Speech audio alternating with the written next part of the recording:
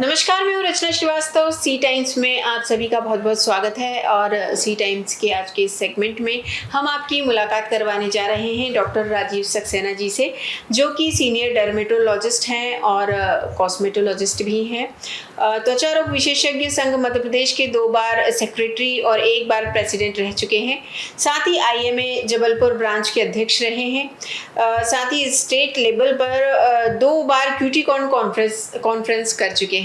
तो आइए मुलाकात करते हैं डॉक्टर राजीव सक्सेना जी से। बहुत बहुत स्वागत है सर आपका हमारे स्टूडियो में। सर, ये सबसे पहले तो मैं जानना चाहूँगी क्यूटीकॉन कॉन्फ्रेंस क्या है?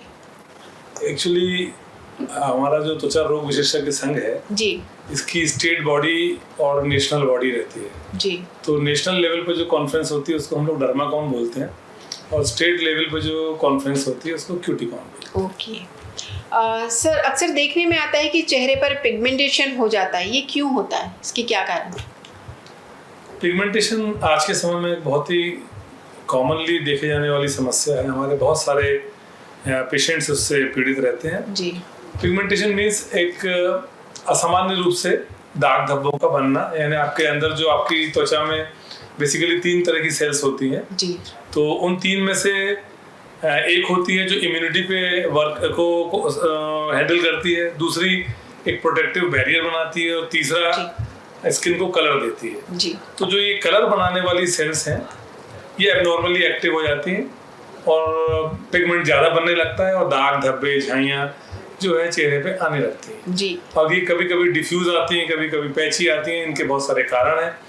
तो ये एक तरह का एक विकार है, एक तरह की एबनॉर्मलिटी है। जी, मैं वहीं आ रही थी सर। मेरा अगला क्वेश्चन झाइयों को लेकर ही था।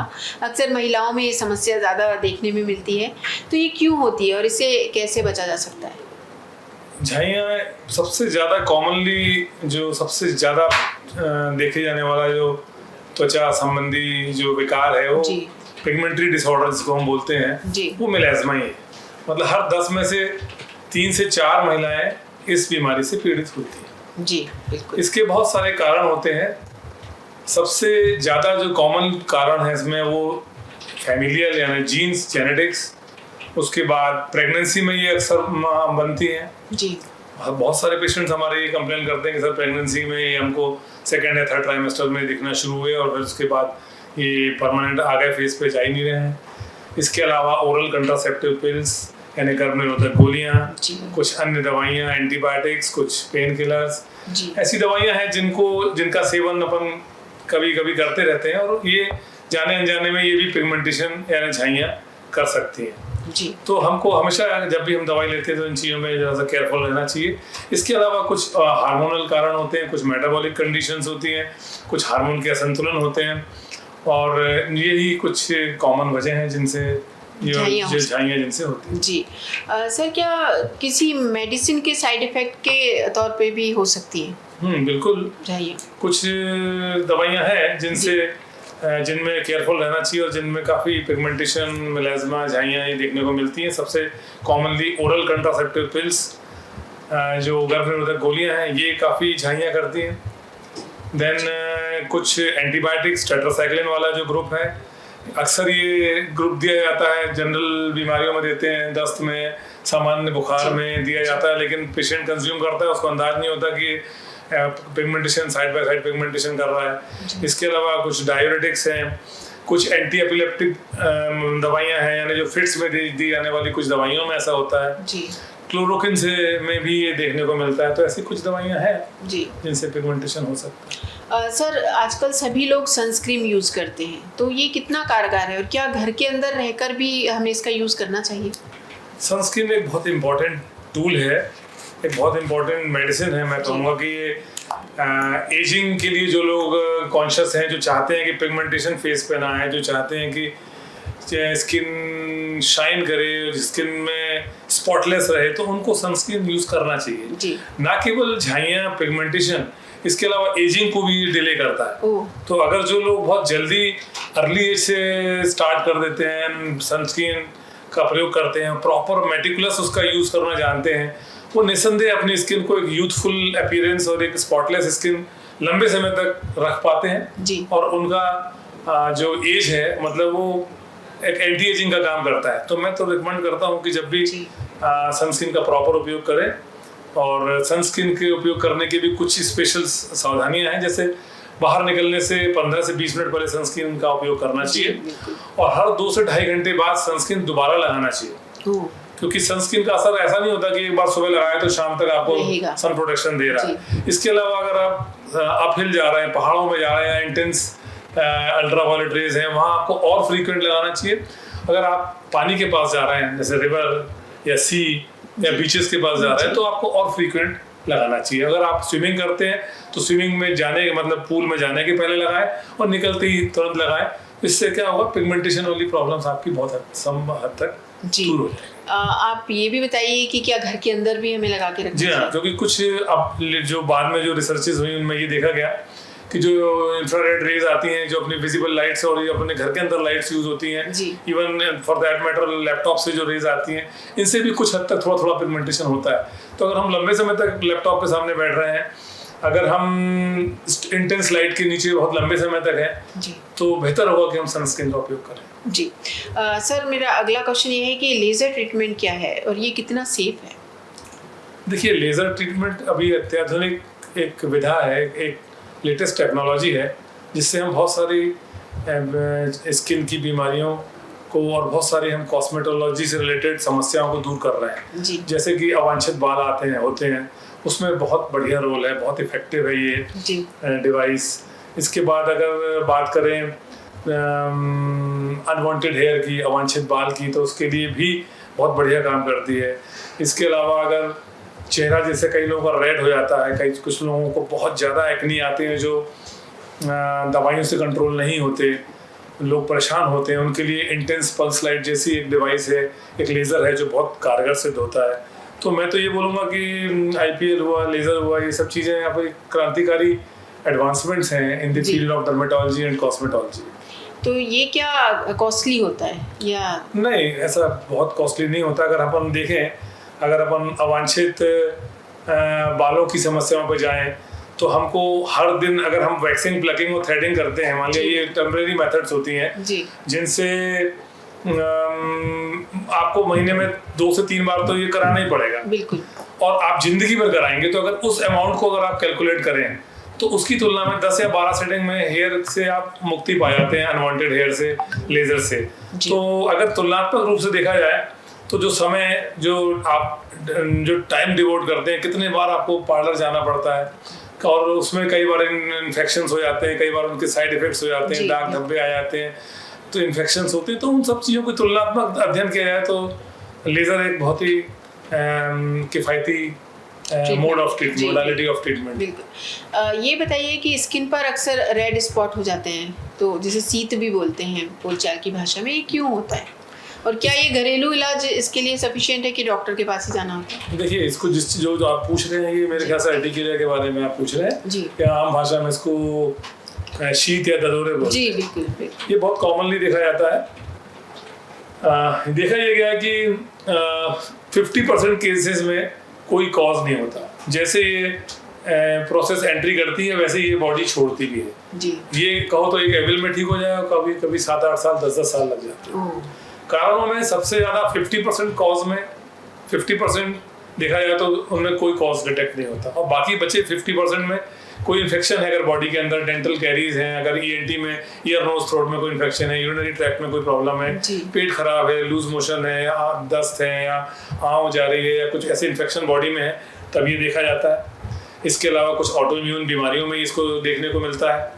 कुछ दवाइयों से भी, दर्द की गोलियों से, या ऐसी कुछ दवाइयाँ हैं जिनसे ये हो सकता है। तो ये कॉमन कारण है। ठीक होने में अगर कोई इन्फेक्शन आप ट्रेस कर पा रहे हैं तो उसको ट्रीट करिए, एक ब्रॉड स्पेक्ट्रम एंटीबायोटिक लीजिए और एंटीहिस्टामिनिक्स का प्रयोग करिए, और कभी कभी जरूरत पड़े तो उसमें साइक्लोस्पोरिन या कुछ इम्यून सप्रेशन करने वाली दवाइयाँ, या नैरोबैंड UVB थेरेपी, या ऐसे कई और दवाइयाँ हैं जो स्टेप बाय स्टेप अपन उसको स्टेप अप अप्रोच में लेते हैं जी, और पेशेंट जनरली ठीक हो जाते हैं जी।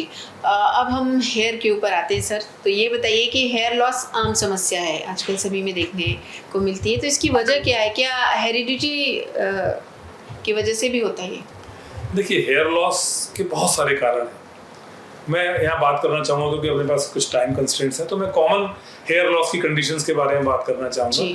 जैसे एक कंडीशन होती है क्रॉनिक टीलोजन एफ्लूवियम, एक होती है फीमेल पैटर्न और पैटर्न हेयर लॉस। मेल में वो मेल पैटर्न हेयर लॉस होता है, फीमेल में वो फीमेल पैटर्न हेयर लॉस होता है। देन एलोपेशिया एरिएटा, और देन कुछ और मिसलिनियस कॉज होते हैं, जैसे न्यूट्रिशनल डिफिशियंसीज हो गई, थायराइड हो गया, थायराइड डिस्फंक्शन हो गया, और लोकल कुछ कारण होते हैं, जैसे अगर मान लिया आपको कोई हेयर की बीमारी है, फॉर दैट मैटर मान लिया आपको स्कैल्प सोराइसिस है, या आपको लाइकेन प्लेनस है, या आपको फंगल इन्फेक्शन हो गया, या कोई इन्फेक्शन, कोई इन्फेस्टेशन, तो अगर आप उनको ट्रीट करेंगे, ये भी कारणों में है, तो उनको ट्रीट करेंगे तो आप ठीक हो जाएंगे। और अगर कॉमन कारणों में अगर देखा जाए पैटर्न हेयर लॉस, तो वो आनुवंशिकता से होता है, उनकी भी काफ़ी दवाइयाँ आजकल मौजूद हैं, और उनके प्रॉपर ट्रीटमेंट से भी आपको काफ़ी अच्छा हेयर ग्रोथ वापस मिल जाती है और आपको इस समस्या से छुटकारा मिलता है। कुछ ऐसी कंडीशंस हैं, एलर्जिक कंडीशंस हैं, एलोपेशिया एरिएटा, जिसमें कि सिक्के के जैसे क्वाइंस जैसे लीजन्स बन जाते हैं, वो एक एलर्जी वाली कंडीशन है जो अंदर से होती है। उसके भी बहुत इफेक्टिव ट्रीटमेंट्स हैं और कुछ दवाइयाँ हैं जिससे कंप्लीट रिकवरी संभव है।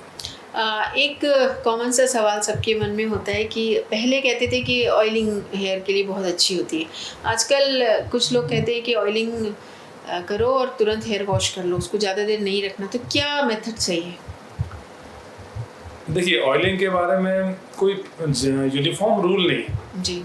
अगर आप बहुत डैंड्रफ से पीड़ित हैं तो आपको ऑयल का उपयोग कम करना चाहिए। जितना आप ऑयल लगाएंगे उतना डैंड्रफ बढ़ेगा। On the other hand, oil एक कंडीशनर का काम भी करता है। अगर आप बहुत ड्राई हेयर है तो आप वीक में अगर 1 या 2 बार सोने से पहले ऑयल लगाते हैं, हेयर ऑयल अगर लगा रहता है, और सुबह इसको एक जेंटल क्लींजर से या शैम्पू से शैम्पू करते हैं, तो आपके बालों को थोड़ी सी चमक मिलती है और एक शीन मिलती है। तो हेयर ऑयल का उपयोग कहाँ करना है, कब करना है, ये एक इम्पॉर्टेंट मुद्दा है जी। वो कहीं पे आपको हेल्प करेगा और कहीं कहीं पे वो नुकसान भी कर सकता है जी।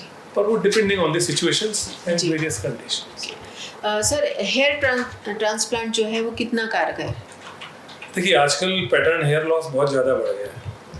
अभी देखने में आ रहा है कि आजकल 18, 20, 22 साल के बड़े यंग बच्चे ये इस समस्या से ग्रसित हैं, और इस हेयर लॉस का एक बहुत ही डीप साइकोसोशल इम्पैक्ट होता है। आपका सेल्फ एस्टीम डिस्टर्ब होता है, तो और उस एज में जहाँ बच्चे बहुत इमोशनली अनस्टेबल होते हैं, बहुत सेंसिटिव होते हैं जी। तो उनके लिए हेयर लॉस और उनके लुक्स पे इम्पैक्ट आता है। तो मैं सोचता हूँ कि उनके लिए हेयर ट्रांसप्लांट एक बहुत इम्पोर्टेंट एक मेथड है, एक प्रोसीजर है, जिनसे उनको फिर से एक यूथफुल लुक मिलता है और वो हेयर वॉल्यूम मिलता है जी। और ये काफ़ी इफेक्टिव है, पर पहले प्रयास करना चाहिए। जनरल हेयर केयर, कुछ दवाइयाँ हैं, कुछ लगाने की दवाइयाँ हैं, कुछ उनकी टैबलेट्स भी आती हैं, कुछ आजकल ग्रोथ फैक्टर्स के इंजेक्शंस आते हैं, प्लेटलेट रिच प्लाज्मा के इंजेक्शंस आते हैं। तो पहले आप इनका प्रयोग करें, और जब ऐसा लगे कि नहीं प्रोग्रेसिव हेयर लॉस है और ये काम नहीं कर रहा है, तो हेयर ट्रांसप्लांट पे जाना चाहिए। हेयर ट्रांसप्लांट के 2 पॉपुलर मेथड्स हैं, FUE और FUT। आजकल जो सबसे ज़्यादा लेटेस्ट में FUE, बहुत ही सिंगल हेयर यूनिट, अपन फॉलिकल, सिंगल हेयर फॉलिकल को ट्रांसप्लांट करते हैं, और इनकी लाइफ करीबन 6-7 साल रहती है। तो इफेक्टिव है और एक अच्छा आपके पास प्रोसीजर है जी। टीनेजर्स में अक्सर मुहासों की समस्या होती है सर, तो इसमें जनरल केयर क्या लेनी चाहिए और किस स्टेज पर डॉक्टर के पास जाना चाहिए? मुहासे तो एक फिजियोलॉजिकल और कभी कभी पैथोलॉजिकल भी बन होता है। मतलब मुहासे एक तो आपके नॉर्मल डेवलपमेंटल प्रोसेस में जो डेवलप होते हैं, जैसे आप टीन एज में आते हो, आपके अंदर हार्मोनल चेंजेस आते हैं जी, तो एक वो उसको बीमारी नहीं मानते, उसको नॉर्मल प्रोसेस में ले जाता है टिल द टीन एज, मतलब 18, 19, 20 तक अगर हो रहे हैं तो उसको नॉर्मल माना जाता है जी। अपन किशोरावस्था में जब जाते हैं, बच्चे से जब अपन किशोरावस्था में जाते हैं तो उस वजह से होता है। और जब अगर वो 19, 20, 21 के बाद भी परसिस्टेंट है तो वो कहीं ना कहीं उसमें कोई बीमारी है, और उसको अपने को प्रॉपर वर्कअप करना चाहिए और उसको देखना चाहिए कि कोई अंडरलाइन कॉज तो नहीं है। जहाँ तक बात है जनरल केयर की, तो मुहासों में हाई ग्लाइसेमिक इंडेक्स वाले फूड बच्चों को बोलना चाहिए। जो किशोर हमारे यंगस्टर्स हैं उनको बताना चाहिए कि नहीं, डाइट इज इम्पोर्टेंट, और जितने भी ये फास्ट फूड, जंक फूड और ये सब चीज़ों को अवॉइड करना चाहिए जी। हाइड्रेशन खूब होना चाहिए, पानी खूब लेना चाहिए, तली मीठी चीज़ें कम रखना चाहिए, सलाद ग्रीन वेजिटेबल्स ज़्यादा होना चाहिए, प्रॉपर स्किन की केयर लेना चाहिए। दिन में अगर आपका बहुत ऑयली फेस है तो दिन में कम से कम 2 बार फेस वॉश करें, और कुछ ऑयली स्किन के हिसाब से फेस वॉश आते हैं, अगर उनका उपयोग करें तो और अच्छा होगा जी। और ये जितने कॉस्मेटिक्स हैं और फेशियल है, मसाज हैं, इनका प्रयोग ना करें, मतलब बहुत जुडिशियस यूज़ करें, रैम्पेंट यूज़ नहीं करें कि बस हमको मॉइस्चराइजर लगाना है और फेशियल करना है और हम उससे अच्छे दिखेंगे, हमको उसमें इम्प्रूवमेंट आएगा, नहीं। और जहाँ तक 20-21 के बाद अगर वहाँ से आपके परसिस्ट कर रहे हैं तो आपको हार्मोनल और कुछ अन्य कारणों पर ध्यान देना चाहिए और चिकित्सक के पास जाना चाहिए, और किसी भी आपके जो भी आपके निकटतम त्वचा रोग विशेषज्ञों से संपर्क करिए, प्रॉपर वर्कअप करिए, और इसका इलाज मौजूद है। तो जी, अब मेरा अगला सवाल आपसे ये है सर कि सफ़ेद दाग की समस्या अक्सर देखने में आती है, तो ये क्यों होती है और इसका एडवांस क्या ट्रीटमेंट है? सफ़ेद दाग एक तरह की, ये भी एक बहुत कॉमनली देखे जाने वाला एक त्वचा रोग है जी, और इसमें सफ़ेद दाग स्किन पे आ जाते हैं जी। जनरली आनुवंशिकता और ऑटोइम्यूनिटी यानी एलर्जी का कॉम्बिनेशन होता है, मतलब मल्टीपल फैक्टर्स होते हैं। ये 2 इम्पॉर्टेंट, सबसे ज़्यादा इम्पॉर्टेंट फैक्टर्स हैं, आपकी जीन्स, आपकी जो फैमिलियल हिस्ट्री यानी आपका आनुवंशिकता, और अंदर से एलर्जी बन जाती है कुछ, मतलब अपनी बॉडी में कुछ ऐसे एलर्जी तत्व बन जाते हैं जो मेलानोसाइट्स को डिस्ट्रॉय करने लगते हैं जी। तो जो मेलानोसाइट रंग बनाने वाली सेल्स ये कम नष्ट होने लगती हैं और वहाँ पर नॉर्मल की जगह वो जगह सफ़ेद पड़ने लगती है, और इसके बहुत ही अभी इफ़ेक्टिव ट्रीटमेंट्स हैं। और अभी देखा गया है कि इसकी जो कुछ दवाइयाँ हैं, दवाइयों के साथ लगाने की क्रीम्स और दवाइयाँ, कुछ पीने की दवाइयाँ हैं जो बहुत इफ़ेक्टिव हैं जी। और जब ऐसा लगता है कि इन दवाइयों के बाद भी अगर इम्प्रूवमेंट नहीं आ रहा है, तो आजकल जो नई तकनीक में लेज़र डिवाइसेस आ गई हैं, जिसमें एक्साइमर 308 और फोटोथेरेपी, नैरो बैंड यूवीबी और ब्रॉड बैंड यूवीए थेरेपी बहुत इफेक्टिव है, जिससे कि आप बहुत इफेक्टिवली और बहुत फास्ट इम्प्रूवमेंट देखने को मिलता है। सेफ है, फास्ट है, तो अब बहुत कुछ चेंजेस आ गए हैं और टारगेटेड फोटोथेरेपी आ गई है। बच्चों में स्पेशली जो सफ़ेद दाग देखने को मिलते थे, तो पुराना समय था कि बच्चों में सफ़ेद दाग हो गए तो अपने पास बहुत लिमिटेड ऑप्शंस होते थे, क्योंकि बच्चे हर दवाई को नहीं वो एडजस्ट कर पाते। तो अब उनके लिए टारगेटेड फोटोथेरेपी है जो बहुत सेफ है, कोई ओरल मेडिकेशन नहीं लेना पड़ता, और इम्प्रूवमेंट की जो स्पीड है वो बहुत फास्ट है। तो आजकल बहुत परिवर्तन आ गया है जी, एडवांस हो गई है टेक्निक्स जी। सर, रिंकल्स की जो समस्या है, तो आजकल काफ़ी कम उम्र में लोगों में रिंकल्स देखने में आ जाते हैं, तो इसे कैसे दूर किया जा सकता है या कैसे टाला जा सकता है, और या फिर स्किन केयर रिज्यूम भी बताइए कि जो जिससे स्किन हेल्दी ग्लोइंग रहे। रिंकल्स मैंने प्री मैच्योर एजिंग की बात करें जी, तो 2 तरह से स्किन की एजिंग होती है, एक तो एंडोजीनस, एक एक्सोजीनस। एंडोजीनस यानी क्रोनोलॉजिकल और एंडोजीनस यानी एनवायरमेंटल। तो जो क्रोनोलॉजिकल है यानी जो हम हेरिडिटरी से ले रहे हैं, जैसे कई परिवार में आप देखिए कि 50, 60, 70 साल तक रिंकल्स नहीं आते, वो आपका जेनेटिक कंपोजिशन है जी, वो आपकी टीलोमियर एंड आपका जो है, आपका जो क्रोनोलॉजिकल कंपोजिशन है वो ऐसा है कि आप कुछ भी यूज ना करें लेकिन आपको रिंकल्स आएंगे ही। और कई फैमिली ऐसी है जहाँ अर्ली 20s में ही आपको रिंकल्स देखने को मिल जाएंगे। इन पर अपना नियंत्रण नहीं होता, ये भगवान का दिया हुआ है, लेकिन अब उनको हम मॉडिफाई कर सकते हैं। तो पहली बात तो कि कौन से मॉडिफाइबल फैक्टर हैं जहाँ हमारा कंट्रोल है और कहाँ पर हमारा कंट्रोल नहीं है।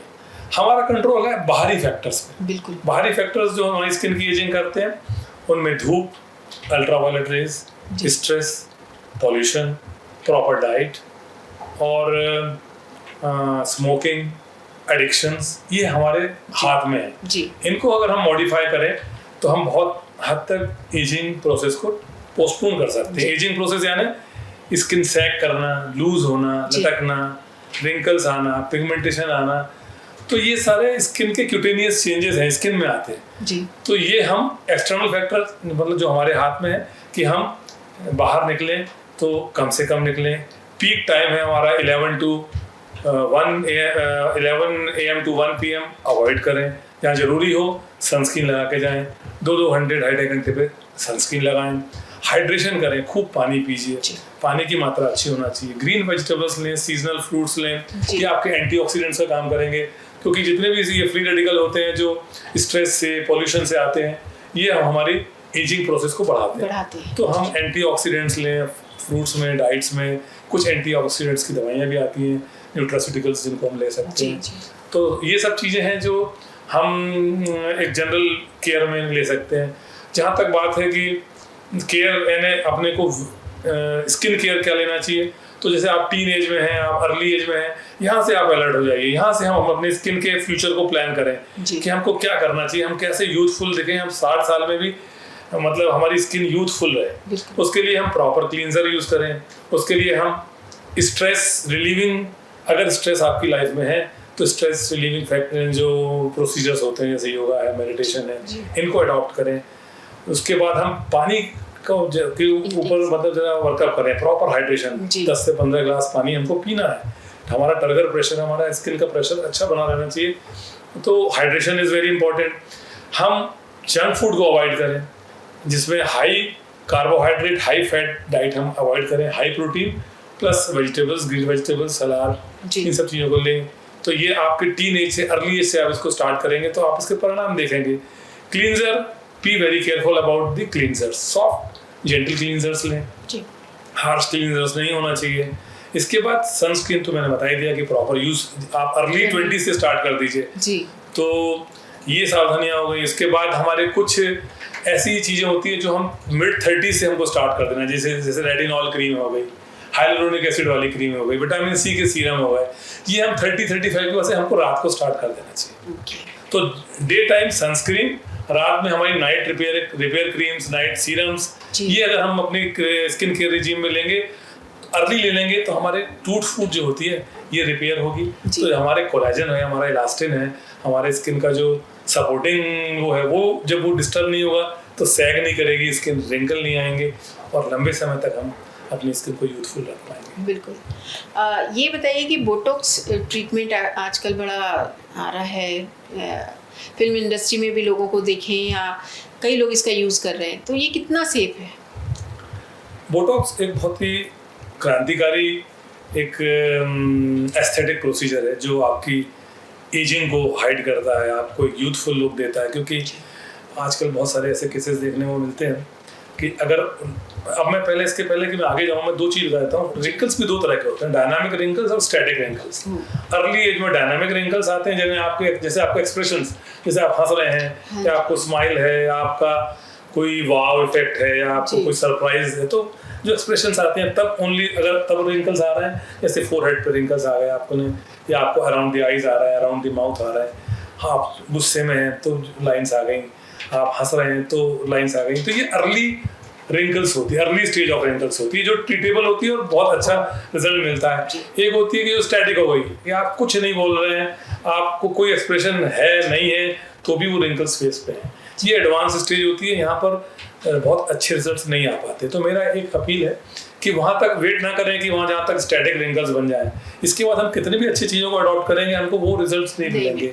तो जब डायनामिक रिंकल्स आते हैं, जब हम एक्सप्रेशन देते हैं और हमारे रिंकल्स दिख रहे हैं, वहाँ से हमको अलर्ट हो जाना चाहिए, वहाँ से हमको skin care regime proper adopt करना चाहिए। बोटॉक्स डायनामिक रिंकल्स यानी अर्ली रिंकल्स में बहुत इफेक्टिव है और बहुत वाव इफेक्ट है, मतलब कि आप एकदम से आपको इंस्टेंट दिखेगा, 3 दिन के अंदर आपको लगेगा एकदम चमत्कारी है, you will be amazed to see the results. और बहुत सेफ है, एक तरह का न्यूरोटॉक्सिन है जिसको हम मसल्स में लगाते हैं, छोटी छोटी सी नीडल्स होती है, कुछ पॉइंट्स होते हैं जहाँ हम इनको लगाते हैं, सेफ माना जाता है। इसका इफेक्ट 4 से 6 महीने तक रहता है।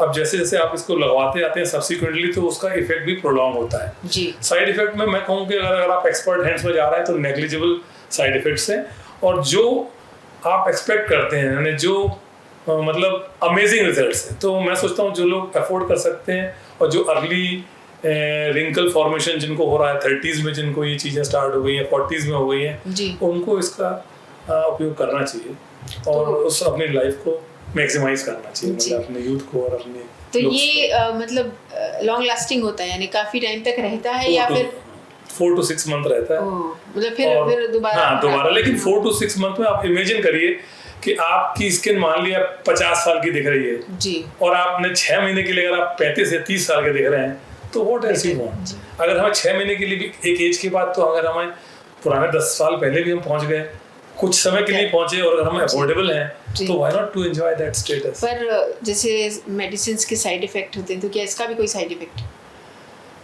एज सच तो इसके कोई, पहली चीज तो कोई साइड इफेक्ट होता है नहीं, क्योंकि इसका इफेक्ट ही चला जाता है 4 से 6 महीने बाद। तो कोई इफेक्ट तो इसका लॉन्ग लास्टिंग हो ही नहीं सकता। नहीं मतलब ऐसे कि जो जैसे जितने टाइम पीरियड में रिंकल्स आती हैं, क्या फिर जल्दी जल्दी तो नहीं आने लगती? ऐसा कुछ भी नहीं, साइंस का कोई वो नहीं, क्योंकि ये कोई फिजियोलॉजिकल एक्शन पे कोई वो नहीं करती है। तो एक पर्टिकुलर सिग्नल जो होता है, जो chemical denervation of nerve endings में जहाँ केमिकली सूचनाओं का आदान प्रदान होता है, वहाँ पर ये ब्लॉक करता है। तो जब तक ये है, इसका असर है, तो ब्लॉक करेगा। तो उन मसल्स पे, पर्टिकुलर मसल्स को वहाँ जहाँ अपन, और ये जनरली देखा जाता है कि जो लोग बहुत एक्सप्रेसिव होते हैं, जैसे डांसर्स हैं, कथक डांसर्स हैं, टीवी एक्ट्रेस हैं, स्टार्स हैं, जहाँ पर आप बहुत ज़्यादा एक्सप्रेस करते हो, बहुत ज़्यादा इमोशंस लाते हो, उनको भी रिंकल्स जल्दी होते हैं। और वो उनकी तो, आप कई लोगों की तो मतलब इस प्रोफेशन में तो ब्रेड एंड बटर आपका लुक्स ही है, तो वहाँ तो बोटॉक्स इज ए बून, मतलब वो आपको बहुत, बिल्कुल आप अपने प्रोफेशन को लंबे समय तक यू कैन बी इन। जी सर, अवांछित बालों को हटाने के लिए कौन सी टेक्निक सही है? जैसे कुछ वैक्सिंग होती हैं, लेज़र ट्रीटमेंट होते हैं, या फिर प्लकिंग है या थ्रेडिंग है, तो बेस्ट वे क्या है और ये होता क्यों है?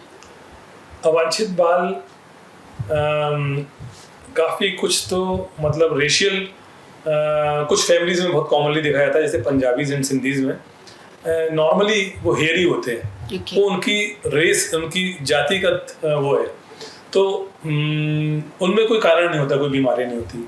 और कुछ बीमारियां होती हैं जिनमें ये अवांछित बाल आने लगते हैं, जिसमें कुछ हार्मोनल समस्याएं होती हैं, जिनको जैसे पॉलीसिस्टिक ओवरी है, या एड्रिनल ट्यूमर्स हैं, या पिट्यूटरी ग्लैंड्स के ट्यूमर्स हैं।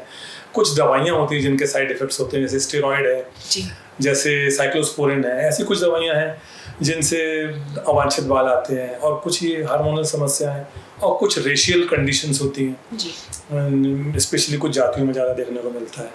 और दवाइयों के तो मैंने ये सब चीज़ें बता दी, तो कॉमनली इन कंडीशंस में देखने को मिलता है। इनके बहुत इफेक्टिव ट्रीटमेंट्स हैं। जहाँ तक हम करें अगर टेम्परेरी मेथड्स की बात, यानी प्लकिंग, थ्रेडिंग और वैक्सिंग, तो इनके 2 सबसे बड़े साइड इफेक्ट होते हैं। एक तो बालों की मोटाई हर बार पहले से ज़्यादा आती है जी, और उनकी स्पीड इतनी जल्दी बढ़ने लगती है कि जैसे मान लिया पहले अगर आप 15-20 दिन में अगर प्लकिंग या थ्रेडिंग करा रहे हैं, तो एक नौबत ऐसी आएगी कि धीरे धीरे आपको हर चौथे तीसरे दिन आपको प्लकिंग थ्रेडिंग करनी पड़ेगी। और जो लेज़र, जो भी सबसे एडवांस टेक्निक है, अभी जो सबसे लेटेस्ट प्रोसीजर है, वो है लेज़र। इसके एडवांटेज ये है कि ये ज़बरदस्त हेयर रिडक्शन करता है। मतलब इसमें कोई रिबाउंड थिकनेस नहीं है, मतलब ऐसा नहीं है कि आपने नहीं कराया तो बाल और मोटे हो गए। इसमें स्पीड भी नहीं बढ़ती, और इसका इफेक्ट परमानेंट रहता है। मतलब अगर 10-12 आपने 12-14 सेटिंग्स अगर हो गई तो सालों के लिए बाल चले जाते हैं। अगर कुछ असंतुलन बॉडी के अंदर है तो हो सकता है कि साल में 2 या 3 बार आपको रिपीट कराना पड़े, लेकिन वो उस कंडीशन से फिर भी बहुत बेहतर है जहां आपको हर 5-7 दिन में 10 दिन में आपको प्लकिंग, थ्रेडिंग और वैक्सिंग करानी पड़ती है। जी, लेज़र टेक्निक जो है अनवांटेड हेयर्स के लिए, तो ये कितनी पेनफुल है या नहीं? बहुत ही, मतलब मैं पेन वर्ड यूज नहीं करूंगा, बहुत मिनिमल, एक जैसे कोई hair band, snapping off hair band type का फील आता है, और बहुत इजीली टॉलरेट होता है। मतलब मैंने आज तक एक भी पेशेंट ऐसा नहीं देखा कि जब मैं स्टार्ट किया हो और वो बाउंस बैक कर गया हो कि नहीं सर हम नहीं कर सकते। जी, एक और समस्या बहुत आम है डार्क सर्कल्स की, तो ये क्यों होती है? क्या नींद का पूरे ना होना ही है, या कोई और भी रीजन? डार्क सर्कल्स जनरली इसके भी काफ़ी कारण हैं।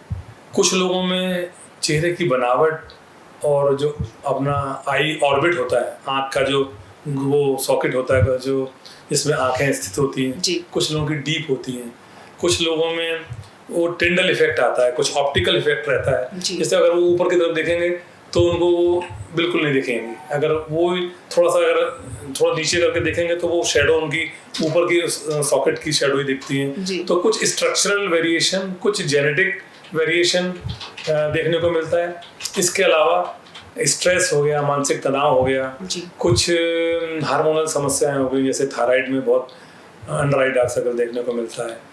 ऐसे कुछ स्ट्रेस हो गया, स्ट्रेस बहुत कॉमन है। अगर आप बहुत तनाव में हैं, लंबे समय तक आप तनाव में हैं, नींद अगर आपकी पर्याप्त नहीं हो रही है, तो भी ये चीज़ें देखने को मिलती हैं। और कुछ माइक्रोन्यूट्रिएंट्स और कुछ जो डेफिशिएंसीज होती हैं, न्यूट्रिशनल डेफिशिएंसीज, उनमें ये देखने को मिलता है। और कभी कभी एक वेस्कुलर कंपोनेंट होता है, कुछ अपनी ब्लड वेसल्स वहाँ की, और उनमें कुछ एबनॉर्मलिटीज़ आ जाती हैं जिससे कि ये अंडर डार्क सर्कल बन जाते हैं। जी, एक आखिरी सवाल चलते चलते हमारे दर्शकों को आप हेल्थ के लिए क्या टिप्स देना चाहेंगे? देखिए, स्किन, मैं चूँकि एक त्वचा रोग विशेषज्ञ हूँ, सौंदर्य विशेषज्ञ भी हूँ, और लेज़र, क्यूटेनियस लेज़र सर्जरी यानी स्किन की लेज़र का सबसे पहला कॉन्सेप्ट मध्य प्रदेश में कहूँ तो मैं लाया था। जबलपुर तो छोटी सी बात है, मध्य प्रदेश में भी मेरे द्वारा ये सबसे पहला लेज़र इंस्टॉल किया गया था।